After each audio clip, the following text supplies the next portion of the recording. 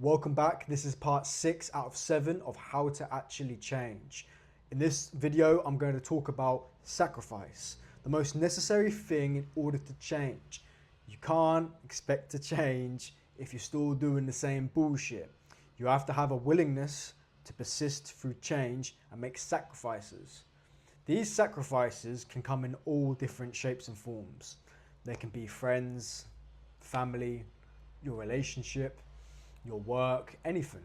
But if you have a goal in mind and you have a desired person you want to become, you have to make these sacrifices, as hard as they are. When I decided to get clean, my friendship group, I've been friends with them for a long time, and I had to just leave the group chat, stop talking to them, and then I didn't speak to them for a couple of months. Then I explained why, and they understood. They understood that I was trying to sort myself out for a long time and I couldn't do it because I wasn't willing to make the necessary sacrifices which needed to be made. So what does that mean? That means that my friendship group at the time, I didn't want to leave them behind. I didn't want to go in a different direction because as a human, change is scary. Change is uncomfortable. We naturally don't like change. We're creatures of habit and we want to have the same routines, the same friends, the same workplace, the same everything. This is why you see many people in life who just live the same life but they've always lived. They're the same person who they were when they were 16 and now they're 27. So I didn't want to make that change. I wasn't willing to make that change. Deep down I knew I needed to, but I wasn't willing to. And that's the difference between me and you. You have to be willing right now to make that change and to make that sacrifice. Because if you're not, you're just going to waste a year or two like I did. I could have been much further ahead than I am now, but it was because I was not willing to make the sacrifice. I wasn't willing to stop smoking weed. I wasn't willing to stop making quick money. I wasn't willing to leave my friends behind. But when the time came and I was willing to do that, everything just changed. Everything dropped. I got clean. I moved to London. I went into a different direction in life. So the sacrifices have to be made. What you can do is you can write down each goal you have, what you believe is actually stopping you from achieving this goal, and what sacrifices you can make in order to get there. So an obvious example would be if you want to lose 10 kilos of body fat and you've got bullshit habits, your sleep's awful, you're eating ultra processed foods, well, there's two obvious sacrifices right there. You need to sort out your sleep schedule. You need to stop eating ultra processed foods. So I've said it before and I'll say it again.